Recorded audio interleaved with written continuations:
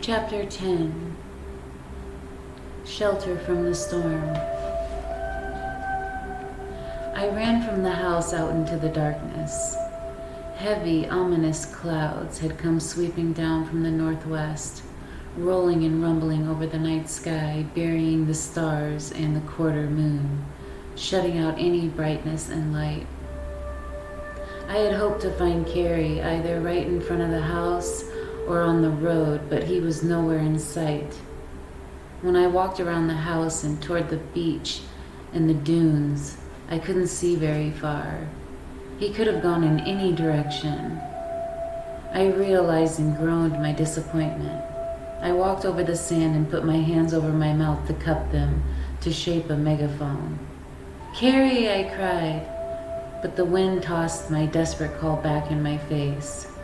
Perhaps he had walked towards the ocean, I thought, and continued on. My eyes grew used to the darkness, but the wind was so strong I actually had to struggle to walk forward, my feet slipping and sliding in the soft sand, easily gave way beneath them. I took off my shoes because it felt easier to walk in bare feet. Every once in a while I screamed Carrie's name, but with the ocean roaring louder and the surf riled up by the approaching storm, waves slamming onto the beach and the wind now howling around me, I realized he would have only been a few feet away to hear. My sari flapped against my legs. Sand flew in my face so often I had to keep my eyes closed. My hands up for protection, my hair whipped around my forehead and temples, and then I felt the first drops of rain. Cold, sharp, heavy. Nevertheless, I charged forward, over the dune and looked toward the dock. Then, just as I was going to turn back, I saw a small light on the lobster boat. Lowering my head to keep my face protected, I ran as hard and as fast as I could toward the dock. The rain grew heavier and stronger, each drop feeling like a glassful. My hair was soaked to the scalp in seconds, and my dress was drenched in the material now clinging to my wet skin. I reached the dock and hurried onto the boat. It rocked harder in the water, but I managed to get the cabin door open. A gust of wind blew behind me so fiercely I was practically driven into the room. I struggled to close the door, and then I turned and saw Carrie sitting on the bench, his head down. There was a small lantern lit. I leaned against the closed door and caught my breath. "Carrie, are you all right?" I asked. How could he be so lost in his thoughts and not hear the commotion I made arriving? He lifted his head slowly, his eyes catching the glow of the lantern. "Why did you follow me?" he replied. "It was all my fault," I said. "I'm sorry. I didn't mean to get you in trouble." "It's not your fault," he said bitterly. "I don't do anything I don't want to do. You're right about him. He's narrow-minded and stupid and cruel. You're just very angry right now, Carrie. You don't mean those things." "He's still your father," I said, although I was pretty sure I meant those things. "How can you ask me to forgive him? He practically called you the devil's own daughter." "It doesn't matter what he calls me or what he thinks about me," I said. "He's not my father, he's yours." Carrie shook his head in confusion. He looked like a little boy overwhelmed by the events that raged around him. "I'm not going to live in his home forever, Carrie. I don't need his blessings or approval. Don't worry about me," I said. "Well, he's got no right. He can't call someone else evil. He's not special just because he reads the Bible at dinner and talks about sin and redemption all the time. I'm not going to forgive him, and I'm not going to work with him. I don't care. I'll leave and get a job on my own, working for some other fishermen if I want.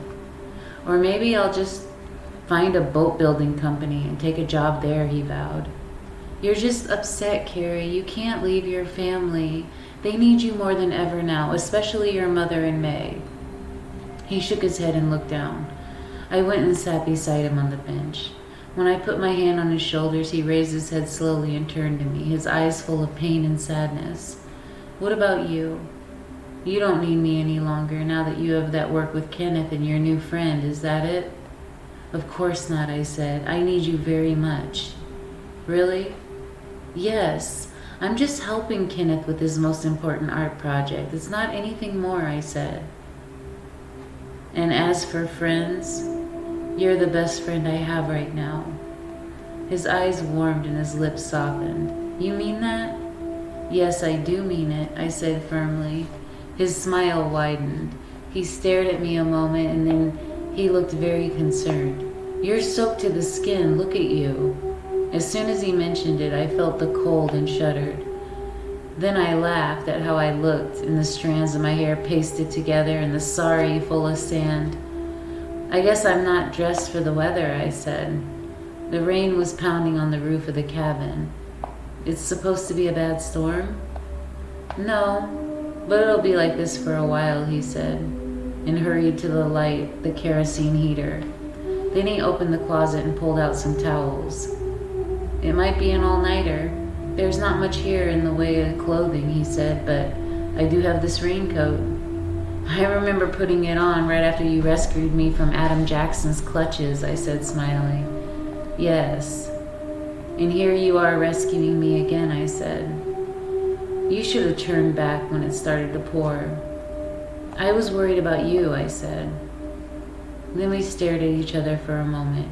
Your sorry is pretty sorry right now, he said, smiling.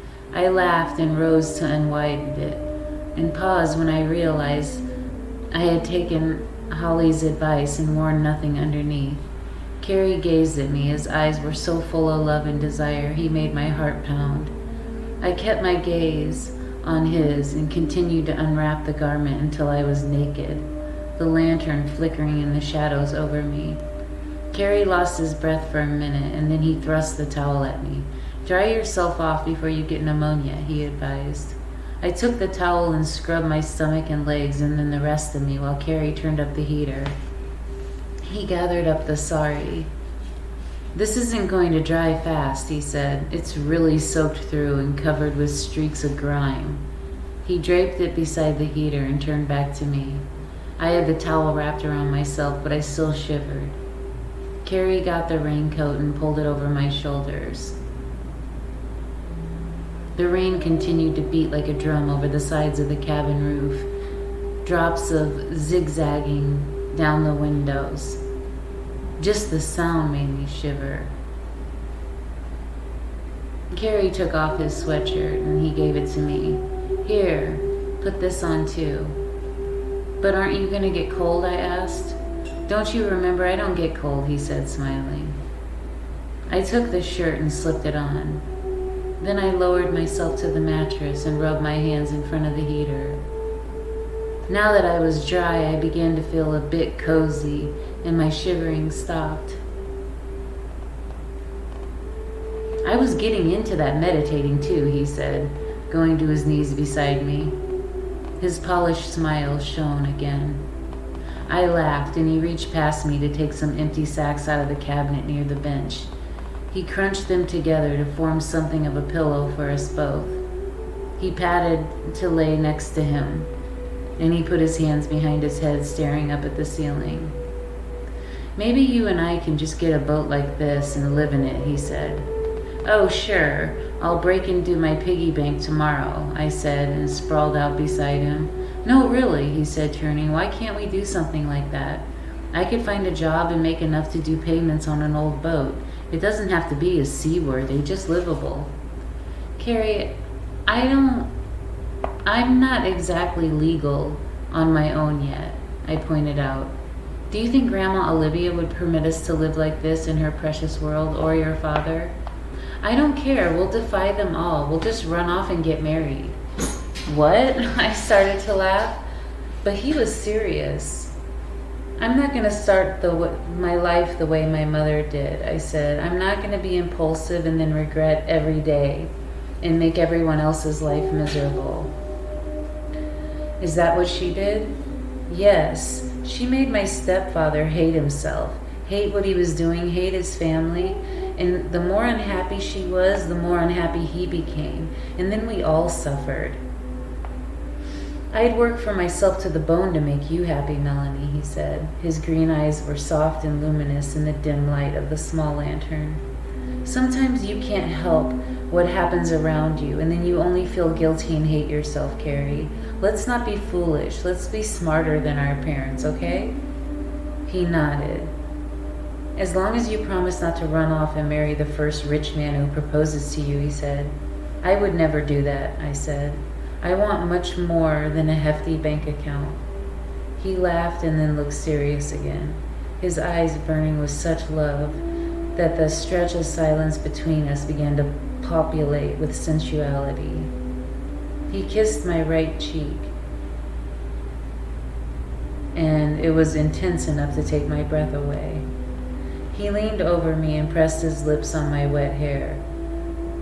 Melanie, he whispered as if my name were a prayer. His lips were near my ear. Melanie. He was doing exactly what I dreamed Kenneth would do, but this wasn't Kenneth. It was Carrie who loved me, Carrie who made my body respond quickly. The tingling in my body became long and overwhelming waves of deep passion that filled through my thighs and made me moan through my slightly open mouth.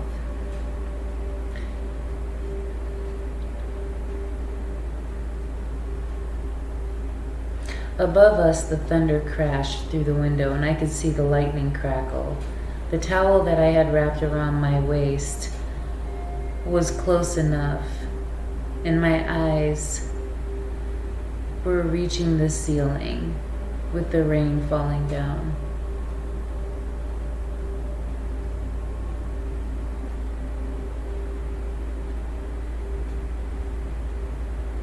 I'm ready this time, he whispered. You don't have to worry about getting pregnant. My eyes snapped open. Carrie, no. I love you, Melanie, completely, fully. What's gonna happen? Would I let it happen? The dark voice in my heavy conscience began to warn me, but all I could see was Uncle Jacob's face and displeasure smeared into a giant blob with huge hostile eyes. It was as if his voice of conscience was now the voice I wanted to defy and to despise. I'm not evil, and I'm not the devil's own daughter. There's nothing bad in my blood, and my mother's sins aren't my sins, I fired back in my thoughts.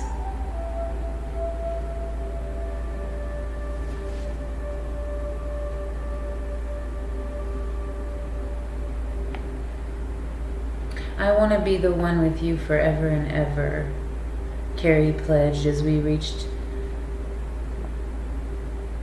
the end of our eased bodies folding softly into each other's arms.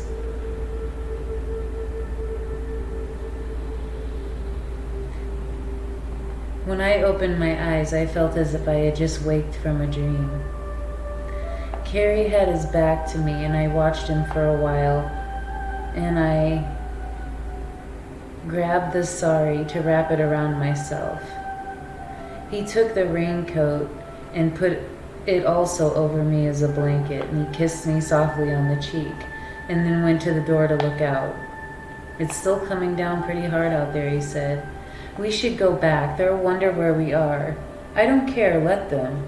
Let him, he corrected. He closed the door and returned to my side, brushing my hair back and gazing down at me. I love you, Melanie. I feel as if I'm truly free when I'm with you, and I'm not afraid to say anything or tell you anything, revealing anything to you. I'm glad, Carrie. Trust is the most important part of loving someone. Then you love me too, he fished. I do, I said, convinced it was so. Yes. He smiled. Then nothing that happens matters. Nothing he can say, nothing anyone can say matters. I can say goodbye to the nightmares and dreary days and dreary lonely nights. We'll be together now forever, won't we, he asked. I started to nod but stopped. After all I'd been through, I was afraid to let so much sunshine come into the shadows of my heart. Let's take it a day at a time, Carrie. When promises get too big, they have a way of turning into great disappointments. I'm not afraid to make a big promise, he said, smiling.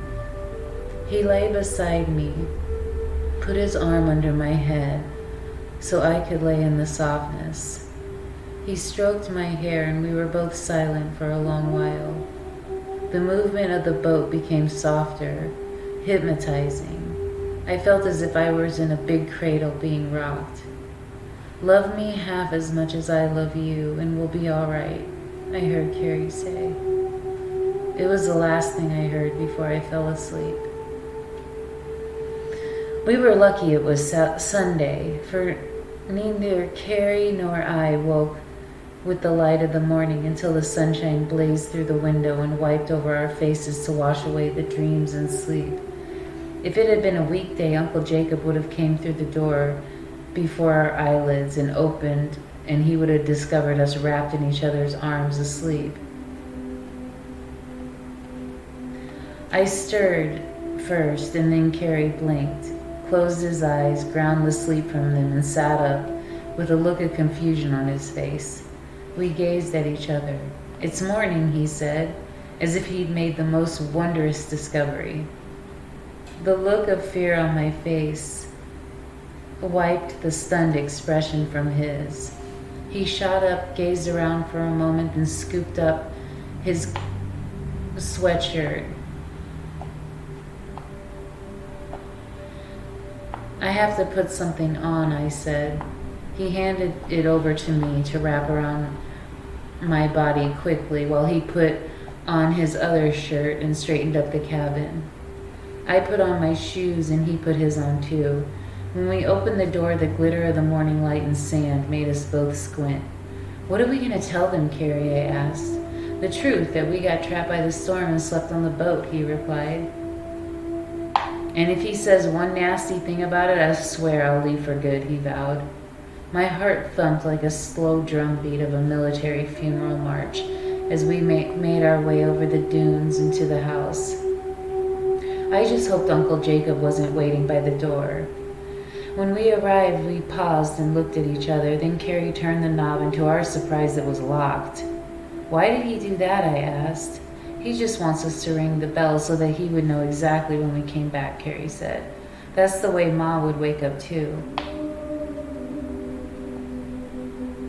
He shook his head and then smiled. Follow me, he said, and we walked around the house, and there was a ladder lying beside the wall.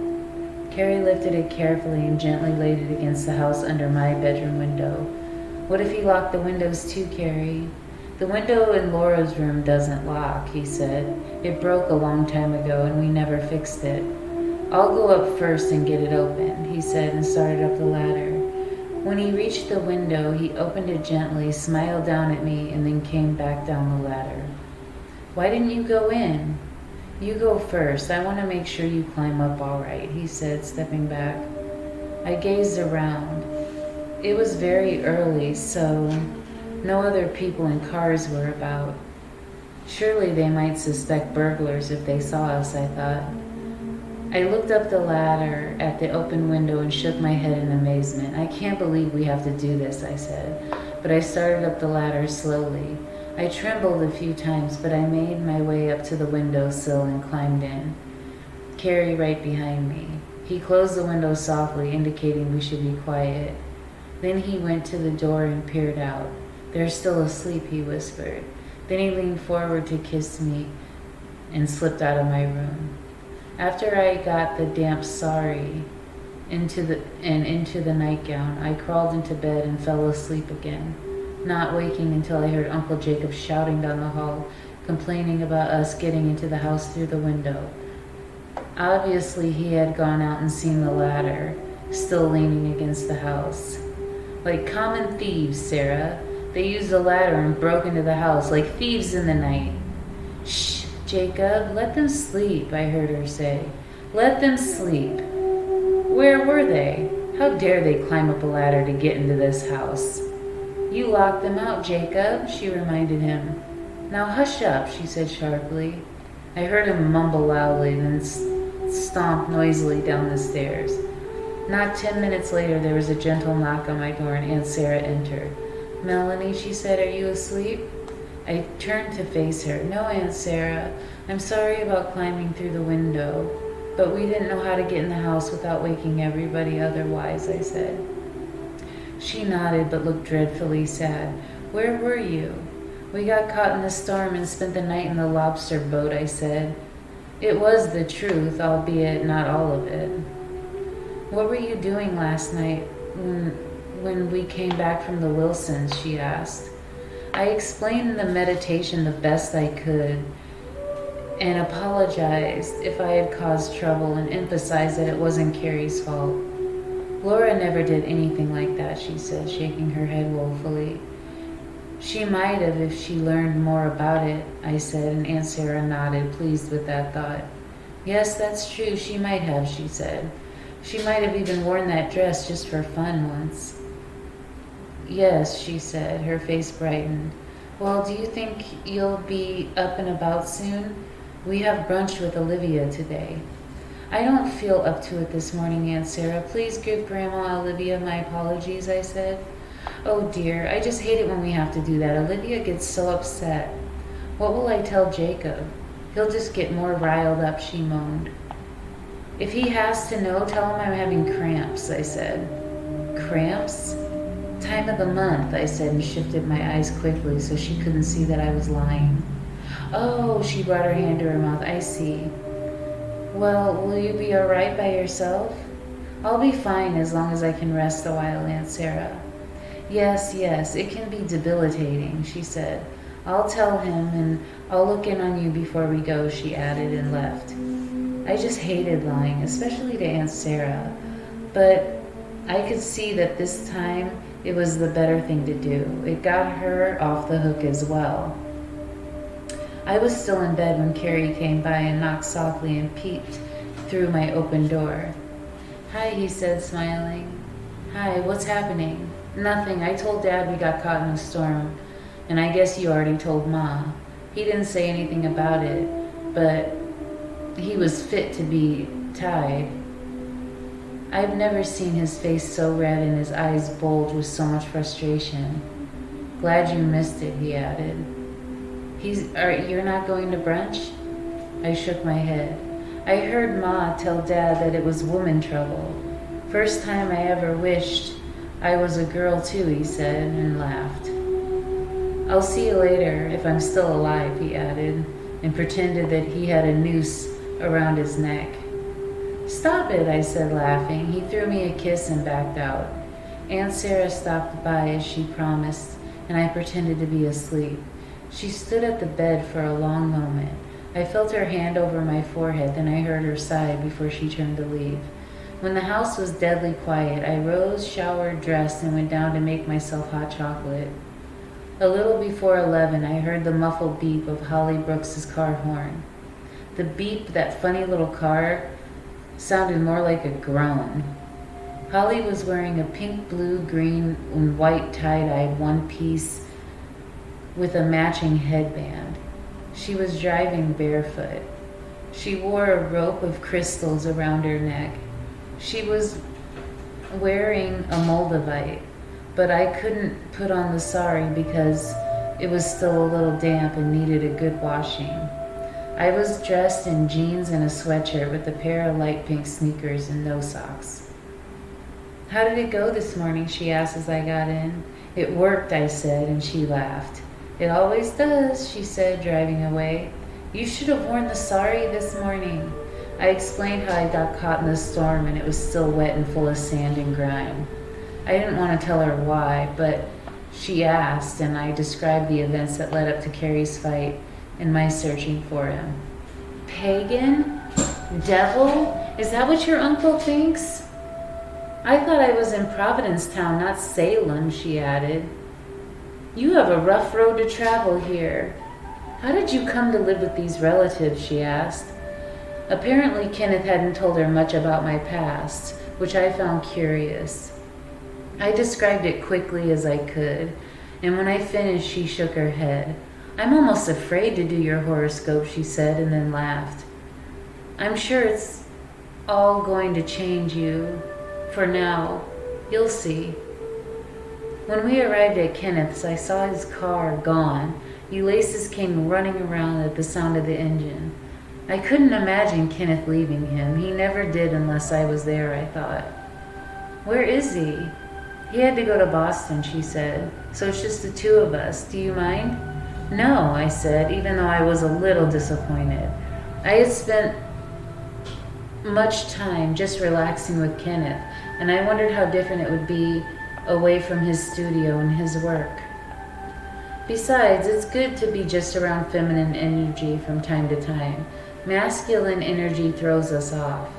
Too much of the other sort of static. Let me lend you something more comfortable to wear on the beach. I followed her into the house and the bedroom where she had her things unpacked and hanging in Kenneth's closet. She pulled out a frilly one-piece tie-dye dress similar to her own. Why don't you just throw this on for now? I've almost got our picnic all packed. I just need to throw a few last-minute things, she said, and she went out to finish packing while I changed. I noticed that the bed was still unmade, the blanket twisted and the pillows practically on top of each other. Holly's bowl for incense was on the nightstand full of ashes. Like Kenneth, Holly was obviously not much of a housekeeper, I thought. Now that's much better, she said as I came in wearing her dress. I was barefoot too. Wait, she said and ran into the bedroom. When she returned, she had a pink, blue, and white headband. Here, wear this. I put it on and she clapped. Now you're a true guru. She gave me one of the baskets to carry and we headed out to the beach. I have a favorite spot, she said, and pointed to a place not far from where I had found the discarded doll. Once there, we spread the blanket. Holly turned her tape recorder on to play music, and she assumed the lotus position, instructing me to do the same. It takes practice to get good at meditation, she explained. Someday you'll be at the point where turmoil can be raging around you, and you'll just close your eyes and tune it all out. Everyone will be amazed and then jealous of your power, she promised. People who bother you and get under your skin will become meaningless. After what had occurred the night before, what she was promising sounded wonderful. I listened to her instructions and did what she said. The two of us sitting in lotus position on the beach facing the ocean must have been quite a sight. We were so far away from the tourists, however. There was little chance of anyone discovering us, I thought. I understood why she cherished coming here. There are places in the world that have more spiritual energy than others, she said, and Kenneth's Beach is one of them. After we practiced our meditations, Holly took out her charts and books and asked me questions, beginning with all I knew about my date of birth. It happened that I had been told the actual time of day I was born, which meant she could give me an even more detailed reading. She plotted out the location of the sun and moon at the time and began to work on my horoscope. Gemini is in the constellation of the planet Mercury, which absorbs an energy that appears to be a compound of all other planets. It's why he's known as the messenger, she said. She reached into her basket. Now that I've gotten to know you better, I want you to have this. She handed me a ring with an emerald set in silver. What is it? Emerald, the mystical gem of a Gemini, which is the talisman stone. Oh, I can't take another thing from you. Of course you can. It's good karma for me to give something spiritual to you. The emerald, she continued, is a variety of beryl. It strengthens the heart, liver, kidneys, immune system, and nervous system. It's a tonic for the body, mind, and spirit. It enhances dreams and deeper spiritual insight as well as meditative powers. It does all that? I asked, staring at the ring on my finger. It does, she said firmly. She returned to her charts and then looked up at me and began my horoscope. You have a sensitive, active mind. Emotionally, you're quite affectionate, generous, and impulsive. You have great powers of observation and are able to grasp facts quicker than the average individual. You're somewhat of a dreamer, and when those dreams are shattered, you're deeply disillusioned and hurt. You can be too romantic. You're too sensitive and affectionate as a lover. Your imagination plays an important role in your love life. She paused and looked up again. Does that sound accurate? I shrugged. I suppose, I said. I guess I was something of a dreamer. She looked at the chart again. You have a mind of your own and want independence, so be careful who you choose as a lover, especially who you choose to marry. What if I choose another Gemini, I said, and she smiled and nodded. I thought you would ask that. She studied the charts and made some notes and looked up. I held my breath. You'd be compatible because you would understand each other. The sexual demands and needs would be mutual. I have to know his date of birth and time and so on, because the one exception to all this would occur if one or the other has a Scorpio rising at the time of birth. You didn't. What would happen, I asked, breathless. The demands of Scorpio would prove to be too much for the Mercury Gemini nature. Your approach to sex is more spiritual. The Scorpio influence is more physical. It just wouldn't work, she concluded. I don't think it's true for us then, I said quickly. Her eyes widened. Oh? I blushed and turned away. Somehow I have feelings you already know that you could be compatible. Is that it? I nodded. I remember my first time, although it seems like one of my previous lives by now, she added with a laugh. I looked up with interest. It's all so new and surprising. You expect it will be the way it is all the time, but often it's not, she warned. Even with the same man. How many men have you? She laughed. Let's not talk about me. So you think you're head over heels in love, is that it? Yes. Maybe you are, or maybe you're just discovering love itself, she said. Compassion for each other is so important, she continued. That's why I made the point about Scorpio. When one lover is more self-centered than the other, when all he or she wants to do is satisfy himself or herself, it becomes something different and soon leads to unhappiness. Find a man who cares for you more than he cares for himself, and you found love. But alas, she said, gazing at the ocean again, that can be as hard as finding a drop of water when it's been spilled in the ocean. You never did, I asked.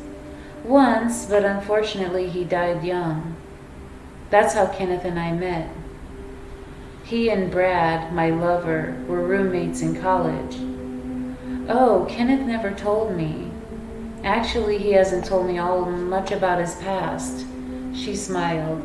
Don't be put off by that. Kenneth lives in the moment in his art.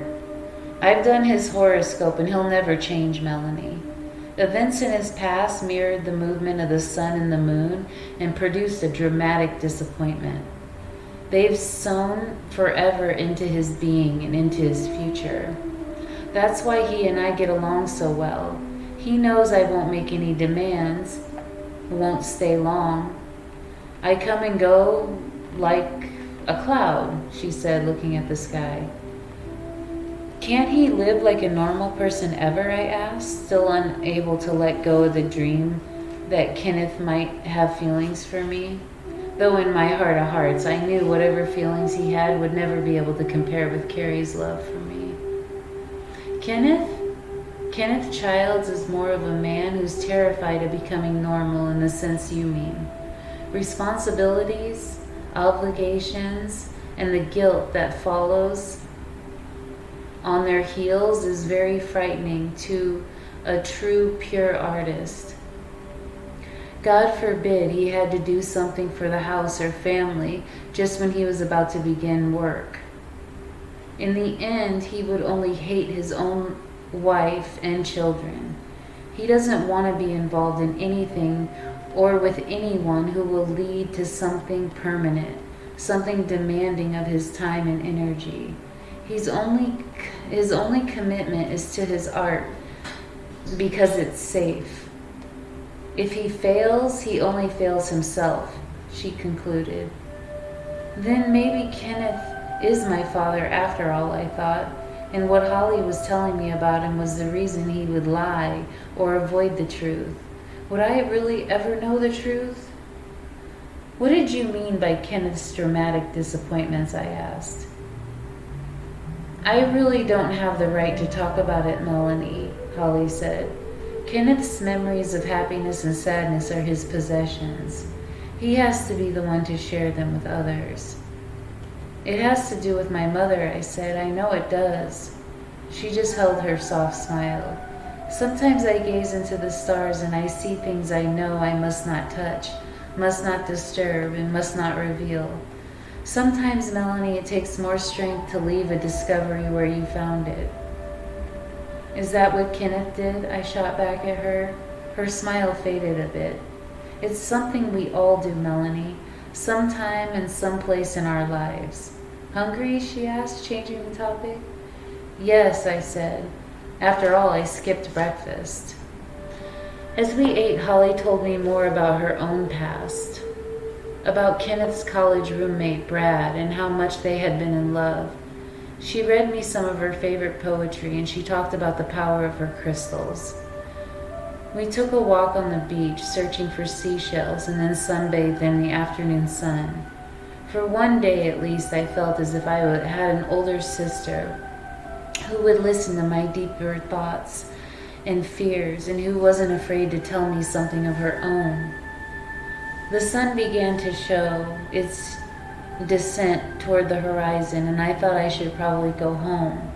The family had surely returned from Grandma Olivia's by now. I changed back into my own clothes and Holly drove me home. I didn't see the car, and the truck was still in front. The house looked dark too. It doesn't look like they came back yet, Holly said. They would have had to have gone by now. Maybe they went someplace else. Your uncle might have taken his family for a Sunday drive, Holly suggested. Not likely, I said. Not in the mood he was in. I got out. Thanks for the wonderful day. I guess I'll see you tomorrow when Kenneth brings me to work. Okay, watch that sunset. You'll feel a lot of good energy, she said, and drove off. When I entered the house, I found it empty, dark. The kitchen, my empty mug was right where I'd left it. Upstairs, I found everything quiet, just as deserted. Why weren't they back yet? I went to the room, showered, put lotion on my browned face and shoulders, and then dressed again. Still, I heard no one in the house. I descended the stairs and thought for a moment, then stepped outside and decided I would sit and wait facing the road. Nearly another hour passed. Finally, I saw the Logan's car come up around the turn and head toward the house. I stood in anticipation, but was surprised to see Carrie driving. Aunt Sarah was in the front seat and May in the rear. Where was Uncle Jacob? They drove in and parked, and I walked toward the car, and Carrie got out, his face drenched in worry and sadness. Aunt Sarah apparently had been crying. What's going on? Where's your father? I asked. He had chest pain. It's at Grandma Olivia's, Carrie said, so we had to rush him to the hospital. The doctor said he had a heart attack. Oh no, is he? He's still alive, but he's critical, Carrie said.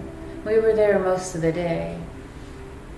I bit down on my lower lip and then rushed to help Aunt Sarah go to the house. I'm all right, she said. We've got to stay strong. No one's really eaten all day. See to May, she said. I'll fix us dinner. Oh no, Aunt Sarah, let me do it. No, I have to do it. I always do it. See to May, she said. May looked like a small flower wilted, and her little face pale and her eyes wide and full of fear. I embraced her as we went into the house. At the stairway, Carrie turned to me, his eyes wet with tears. "He's gonna die," he said. "I know he is." "No, Carrie, don't say that." "I did it to him, you know." I shook my head. "Yes, it was my fault. I drove him away just the way I drove away Laura, and they both left angry at me." "No," I insisted, but he turned and started up the stairs to his attic hideaway, his shoulders slumped and his head down, drowning in his own guilt. May clung to me harder. Her little hands moved like sparrows, seeking answers, and all I could do was keep telling her that it would be all right and everything would be all right. My hands trembled like lips caught in lies as I signed. If there was any place on earth where anything wouldn't be all right, it was in this house, I thought. And I took her back with me to the kitchen to help Aunt Sarah face another night of agony and loneliness.